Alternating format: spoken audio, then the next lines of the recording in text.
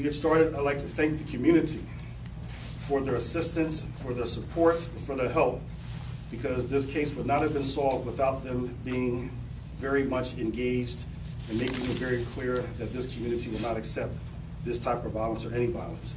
And this is how a case can be, get so many leads in the first 24 hours. Also want to thank a lot of the outside agencies that helped us from the initial call, from the initial tragic call that we received about the shooting. We received assistance from neighboring jurisdictions, from Palo Alto Police Department, Menlo Park Police Department. We received assistance from the San Mateo County Gang Task Force, the District Attorney's Office, and their assistance was critical in the gathering the evidence necessary in the first phases of the investigation. Also want to tell you how we came about the arrest of the suspect, but I'm going to leave a lot of the details, if you allow me to Acting Captain Lou, because he'll get into more of the details you may want. I definitely want to thank the detectives. They've been without sleep and working tenaciously for the last 20 plus hours with one focus in mind, and that is to bring justice to this family. Part of our protocol in dealing with homicides or serious aggravated assaults is we try to bring all the resources necessary that we can have to the initial response, and we call it the Homicide and Aggravated Assault Response Team, HART. In response to this incident, we were able to call in our violence and addiction team. We have two of the detectives, Sergeant Rod Norris is on the wall to my left, Detective Rami Corey, that they were called in from the house, along with, they then actually called in representatives from the probation department and the parole department, along with the Palo Alto Police Department, informed and put together or created a special response team to start gathering evidence about this case. Early on, we received some information that it may be, and we told you yesterday we were not confirmed, and we'll get more details, but it may have been gang involved. So as part of the HARTS team's response yesterday is that they worked with probation and parole and identified every known gang member that we were aware of in that vicinity. And we were focusing on that area because if you recall, these suspects were described as leaving on foot in the area. Now, it's obviously possible that they went to a car, but it was also possible they did not. So we went with the parole to make contact, to do searches, to try to gather evidence, and to try to capture the suspect. About a half-mile radius, and try to identify every known gang member that we think may be involved, or what gang may be involved in this.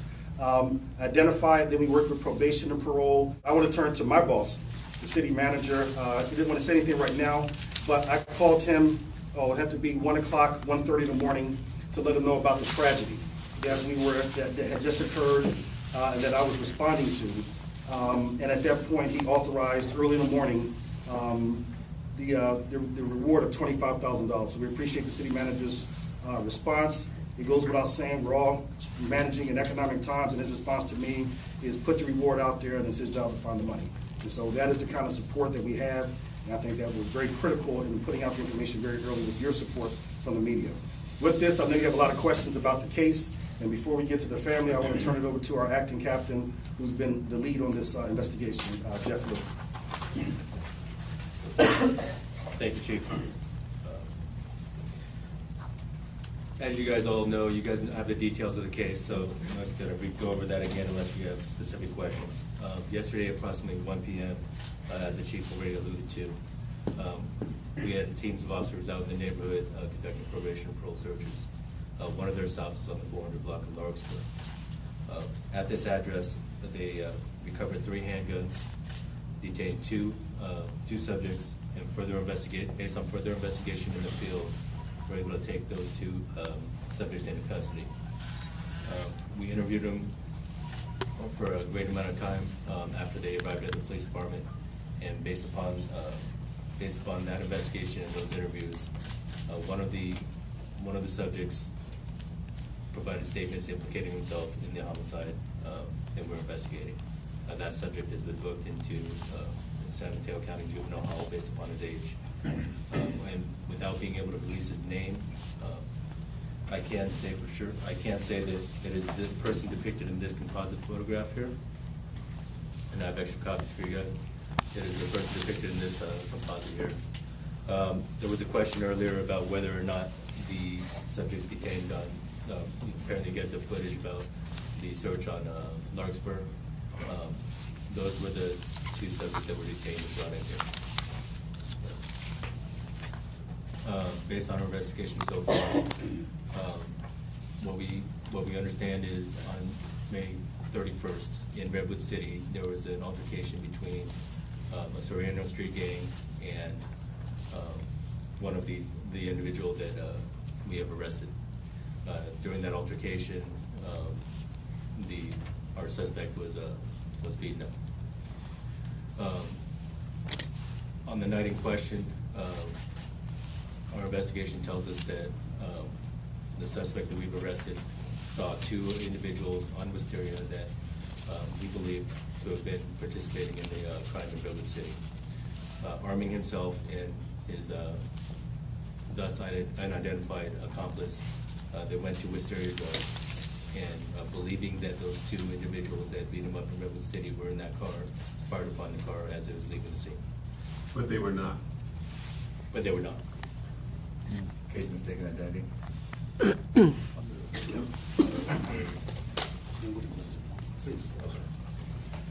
I did want to mention that one of the reasons we were able to apprehend these suspects so quickly was because we had cooperation from the community.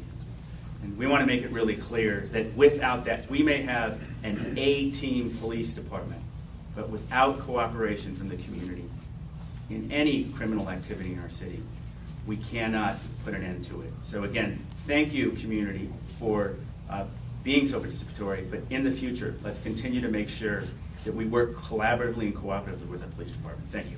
Grateful with the police, the East Palo Alto Police Department, everyone that had help for the capture of these people that killed my baby.